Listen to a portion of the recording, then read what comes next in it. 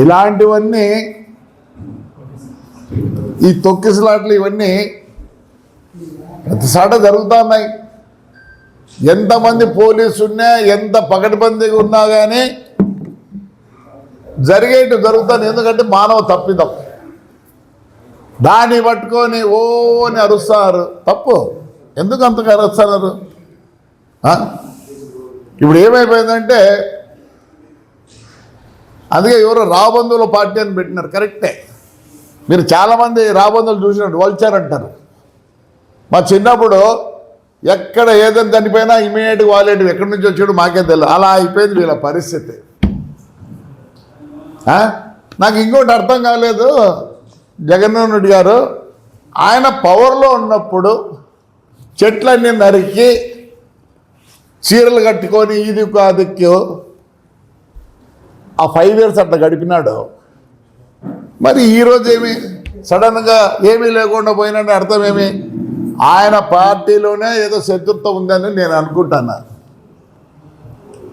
మరి ఇన్ని ఇన్సిడెంట్లు జరిగినాయి చూడండి. బోటు ప్రమాదం 39 మంది చనిపోతే ఆయన కనీసం ఆ రోజు అక్కడికి పోయినాడా? ఎందుకు పోలే? ఇప్పుడు ఇదంతా రాజకీయం చేయాలి. ఎందుకంటే ఫేడ్ అవుట్ అయిపోయినారు వీళ్ళు. దాన్ని ఏదో మళ్ళీ రీగెయిన్ చేసుకునే దానికి అంత శివరాజకీయమే. మళ్ళీ ఏమైంది? ఈ ప్రాజెక్ట్ ఎందుకు పోయే ఘటనలో 33 మంది పోయినారు. ఎందుకు పోయినారు? అది తప్పిదం వైఎస్ఆర్ పార్టీదే. అక్కడ ఉండే ఇసుక అంతా తోలి డబ్బులు చేసుకున్నారు. సడన్గా ఫ్లెక్స్ రావడం, ఆ గింతలుండి మొత్తం 33 మంది. ఊరికే 33 మంది ఊరికి ఉంది కానీ చాలామంది పోయినారు. ప్రతిదానికి ఇదేనా? మరి ఆ బుద్ధి ఎందుకు కదలేదు? ఆ పక్క కూడా పోలే. ఆ రోజు కూడా చంద్రబాబు నాయుడు గారు పోయినారు కనీసం. కానీ మేమేం గలాట చేయలేదే. ఎందుకు పోయింది అని విచారించినాం కానీ అది వాళ్ళ మీద వదలడం వీడం కాదు. మళ్ళీ ఎల్జీ పాలిమర్స్ 13 మంది పోతే నువ్వు ఎయిర్పోర్ట్లో దిగుతానే ఎవరిని కలిసినావు? ఎల్జీ వాళ్ళని కలిసినావు. ఎందుకు? ముందు వాళ్ళతో కాంప్రమైజ్ అయ్యి నీకు కావాల్సింది తీసుకొని మళ్ళీ పోయి కలిసినావు. మీ విషయానికి వస్తే ఒకటి, వేరే విషయానికి వస్తే ఇంకొకటి. అలానే చూద్దాం. రూయా ఆసుపత్రి 12 మంది చచ్చిపోయినారు. పోయిన వాటికి పోలే. ఏమనంటే ఏదో అంబులెన్స్. నీకు అంబులెన్స్ తెలియదు, ఆక్సిజన్ లారీ తెలియదు, ఏమీ తెలియదు. అంబులెన్స్ ట్యాంకర్ అంటావు. నీకు మరి ఏం చదువుకునేవేమో మాకు తెలియదు కానీ మేమందరం నువ్వు చదువుకునే స్కూల్లోనే చదువుకున్నాం. ఎంత చెడ్డ పేరు తెచ్చినావంటే ఆ స్కూల్కి. నీకు అంబులెన్స్ తెలియదు, ట్యాంకరు తెలియదు. అంబులెన్స్ ట్యాంకర్ అది, ఆక్సిజన్ ట్యాంకర్. మరి ఆ పొద్దు ఏదో అయింది. మరి దానికి ఆ పొద్దు జవాబు సరిగ్గా లేదా? ఈ పొద్దు ఏదో ఇన్సిడెంట్ అయిందని ఇంతగా అరుస్తారు. ఇంకా మాది 17లో యాక్సిడెంట్ అయింది. 2 డ్రైవర్లు చచ్చిపోతే ఆయన రోజమ్మ ఈయన పోయి ఏమడుగుతున్నారో తెలుసా? ఆయన ఫోరెన్సిక్ రిపోర్ట్ ఇవ్వాలంట. ఫోరెన్సిక్ రిపోర్ట్ అసలు మీకు తెలుసో తెలియదో, ఒకప్పుడు ఫోరెన్సిక్ ఇక్కడ లేదు, తిరుపతిలోనే ఉండే. మొత్తం రాయలసీమ తిరుపతిలో ఉండే. అది పోయేదానికి గంటలు పడుతుంది, టెస్ట్ చేసేదానికి 10 రోజులు పడుతుంది. ఈయన తవ్వు వేసుకుంటాడు. కలెక్టర్ని తిడతాడు, ఎస్పీ తిడతాడు. అంతా విజువలైజ్ ఉంది. చూపిస్తాను నీకు, విజువల్లో చూపిస్తాను. నీకు భాష రాదు, ఏమీ తెలియదు, అందరి మీద నిందలేసేది ఒకటి తెలుసు. నువ్వు ఫేడ్ అవుట్ అవుతావు. ఇలాంటివన్నీ టేకప్ చేసినావు. మళ్ళీ కానీ అదే మా బస్సు యాక్సిడెంట్ అయిన పక్క రోజు నువ్వు రోజమ్మ ఆడికి వచ్చి ఎంత గలాట చేసినారు ఆ కృష్ణా డిస్టిక్లో. కలెక్టర్ని తిడితే ఎస్పీని తిడితే మళ్ళీ ఏమంటావు నేను పవర్ లేక వస్తే నేను సెంట్రల్ జైలుకి పంపిస్తాడంట. ఎంక్వైరీ కాదు, ఎంక్వైరీ చేయాలి. ఆయన ఏం తప్పయా? తప్పంటే మాది ఉండాల. ఎస్పీని కలెక్టర్ దబాయిస్తాం. Everything I show in visualize. ఏ పని లేదు, పాట లేదు. మాది ఫిబ్రవరి 28 జరిగితే మార్చి 1వ తేదీ 78 మంది స్టూడెంట్స్ టూర్కి వచ్చి యాక్సిడెంట్ అయింది. ఒంగోలు వాళ్ళకి బస్సు. మరి ఆ పొద్దు రాలేదే? చెప్తేనే యు ఆర్ ఫేడింగ్ అవుట్. ఆ ఫేడ్ అవుట్ అవుతాను కాబట్టి నువ్వు మళ్ళీ ప్రజల్లోకి రావాలనుకుంటున్నావు. అదేం అసంభవం. ఇంకా మా దేవాదాయ మినిస్టర్ ఆనంద్ గురించి మాట్లాడతారు. ఓ రోజక్క, ఒక సామెత ఉంది తెలుగులో, 7 తరాలు అటు 7 తరాలు ఇటు చూడమని. మేమందరం 7 తరాల వాళ్ళం. ఓవర్ నైట్ మేము పాలిటీషియన్స్ కాదు, ఓవర్ నైట్ రిచ్ కాదు. ఏసీ సుబ్బారెడ్డి గారి పేరు విన్నావా రోజక్క? విన్నావా? 1932లోనే నా పాలిటిక్స్లో దిగి కోఆపరేటివ్ ప్రెసిడెంట్, 60లో మినిస్టర్ ఆయన. ఎవరు పడితే వాళ్ళు మాట్లాడింది నా నీకు అది చెప్పాలన్నా? నువ్వు టోకన్లు నమ్ముకొని కదా బెంచ్ కారు తెచ్చుకొనిందా? పోయినప్పుడల్లా 100 మంది. ఎట్లొచ్చింది ఈ బెంచ్ కారు? మొత్తం టోకన్లు నమ్ముకొనే కాదా చెప్పు? కాంట్రవర్షియల్ కాలేదు నువ్వు? పోయినప్పుడల్లా 100 మంది. ఎట్లొచ్చింది కారా? నీ కథ చెప్పాలంటే చాలా ఉంది. దయచేసి బౌన్స్ కేసులు అనంతపురంలోనే, ఏడా కాదు ఈ కోర్టులోనే. ఎందుకు మానుకో? చంద్రబాబు నాయుడు పుణ్యాన్ని నువ్వు రాజకీయంలోకి వచ్చినావు. నీ నోరుంది నిష్పక్ష మాట్లాడతావా? తప్పంతా మాది, మా నాయుడుది. ఏమన్నా గాలికి వదిలిపెట్టినారు వాళ్ళని. మేము 5 ఏళ్ళు ఎంత అవస్థపడ్డాం. ఈరోజు కార్యకర్తలు చాలా బాధపడుతున్నారు. డబ్బులు కావాలని కాదు, ఇంకోటి కాదు. ఏమి లేకుండా జైల్లో చూపించినారు, అందరినీ జైలుకి పెట్టినారు, భూములు ఆక్రమించినారు.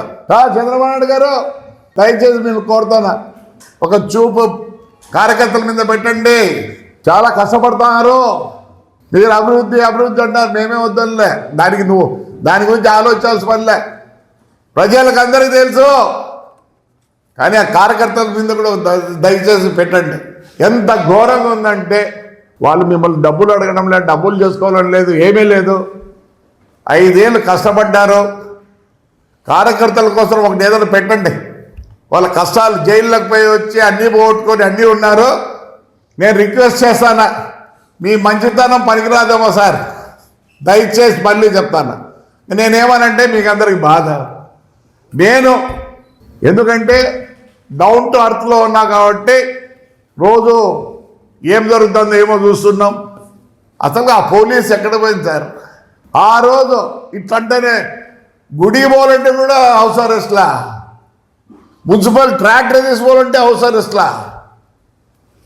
దయచేసి కార్యకర్తలను కొద్దిగా ఎంకరేజ్ చేయండి. వాళ్ళకి డబ్బులు వద్దు, ఇసుక వద్దు, మట్టి వద్దు, ఏమొద్దు. వాళ్ళు పడిన బాధలకి రోంత మనం చూపించాలి సార్. లేకపోతే చాలా బాధాకరంగా ఉన్నారు కార్యకర్తలు. వాళ్ళు ఏమి కోరడంలే, వాళ్ళ ఫస్ట్ కష్టము కొద్దిగా చూడండి దయచేసి. మా ఊర్లోనే మొత్తం కేసులు 890 కేసులు ఉన్నాయి. ఇంతవరకు దానికి పట్టించుకునే వాళ్ళు లేరు. అసలు ఈ పోలీసును చూస్తుంటే ఆ పోలీసుని ఈ పోలీసుని చూస్తుంటే బాధాకరంగా ఉంది. ఎవరు చెప్పరు మీకు? నాకు తెలుసు కాబట్టి చెప్తున్నారు. అందరికీ తెలుసు, బయటికి చెప్పలేరు. నాకు కావాల్సింది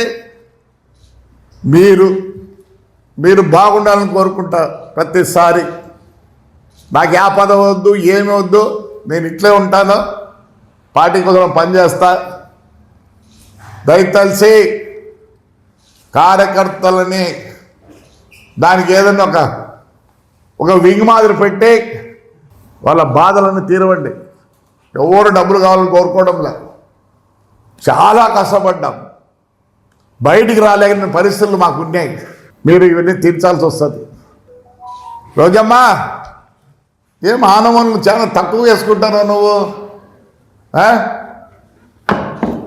30 నుంచే వాళ్ళు రాజకీయంలో ఉన్నారు. నన్ను అడిగితే కొన్ని ఫ్యామిలీస్ ఉన్నాయి, పాత ఫ్యామిలీస్, వాళ్ళలో వీళ్ళు ఒకరు. నెల్లూరులో మున్సిపల్ చైర్మన్ కూడా వాళ్ళే, బిఫోర్ ఇండిపెండెన్స్. ఎవరి గురించి వాళ్ళ గురించి మాట్లాడద్దు. నువ్వు తైతక్కలాడుకుంటా ఇప్పుడు వచ్చిన రాజకీయంలోకి మానుకో, ఇష్టపడినట్టు మాట్లాడతారు అందరినీ. ఈతలు మాట్లాడలేక కాదు, ఎందుకు నోరు అదుపులో పెట్టుకో. ఏమనుకుంటున్నావు నువ్వు? ప్రతిదానికి అని వస్తారు. నన్ను అడిగితే కార్యకర్తలారా వీళ్ళని బయటికి రానియకూడదు, బయటికి రానియకూడదు. మీరు కూడా అందరూ ఏదో ఊరుకున్నారు. లేదు, మనం 5 ఏళ్ళకు కూడా మాట్లాడలేని పరిస్థితి, ఎలక్షన్లో నిలబడలేని పరిస్థితి. పెద్దోళ్ళు ఎట్లనే ఉన్నాయి, మనం కొద్దిగా విద్యుపరచాల్సిందే.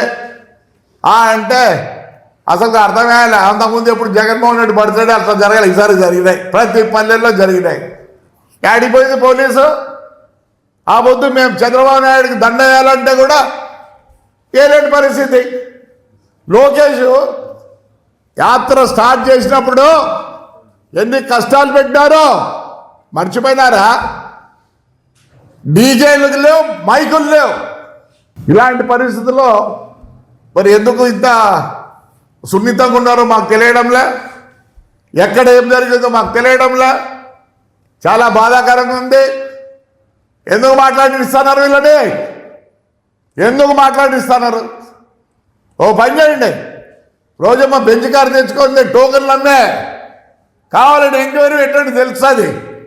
ఎప్పుడు పోయినా 100 మంది 100 మంది ఏమో సొంతం అనుకుందేమో. ఈ పొద్దు ఏదో నరుస్తుంది. మళ్ళీ ఏదో చెప్తున్నారు మన ప్యాకెట్లు ఇచ్చిందానని. చనిపోయినప్పుడు మేము కూడా పోయి ప్యాకెట్ ఇస్తారు, కానీ ఎప్పుడు గవర్నమెంట్ మీద అగ్నెస్ చెప్పని కాదు, సానుభూతితో రేపు వాళ్ళ కష్టం ఉంటుందని చెప్పి ఇచ్చిన రోజులు ఉన్నాయి. కానీ చంద్రబాబు నాయుడు కానీ మేము కానీ మీ మాదిరి ఇచ్చి ఇష్టం వచ్చినప్పుడు మాట్లాడిస్తారు. కష్టం ఉంటుంది, ఎవరికైనా కష్టం ఉంటుంది. చనిపోయినప్పుడు కష్టం ఉంటుంది, ఎందుకు ఉండదు? బాధ ఎవరినో ఒకరి మీద నిందేస్తుంటాం. కానీ దీన్ని ఎంక్వైరీ చేస్తే మీకు తెలుస్తుంది ముందు ఏం జరిగిందని. ఊరికి ఎవరు మాట్లాడడంలే, ఎవరో ఒక స్పృహ వచ్చి తడిపోయింది. మరి ఆయమ్మని సేవ్ చేసుకునే దానికి ఆ గేట్లు తీసినారు. గేట్లు తీస్తే ఏమైంది? అందరు దూరినారు. అంతేగాని దీన్ని ఎవరి మీద నింద మోపొద్దండి. ఏం చేస్తాడు ఆయన? చైర్మన్ గారు ఏం చేస్తారు? ఈఓ గారు ఏం చేస్తారు? చైర్మన్ ఎక్కడ ఉంటాడు? క్యూ లైన్ చూస్తుంటాడా? కాదు కదా. దానికి ఆ పోలీసు వాళ్ళు వీళ్ళు ఉంటారు. మరి అందుకే కదా తప్పు చేసిన వాళ్ళు సస్పెండ్ ఇవన్నీ చేసినారు, ఇమీడియట్గా యాక్షన్ తీసుకున్నారు. రోజమ్మా తగ్గించుకో, ఇదేం డ్రామా కాదు, డ్రామా కంపెనీ కాదు, రాజకీయం. మీ నోరు వచ్చినట్లు అందరినీ అనర్థం. అంతకుముందు ఏడుతుంది మీ పెద్దిరెడ్డి అన్న నీకు అగ్నెస్ట్గా ఉన్నాడని. చాలు ఇంకా మానుకో దయచేసి. Please subscribe to Leo news for more videos.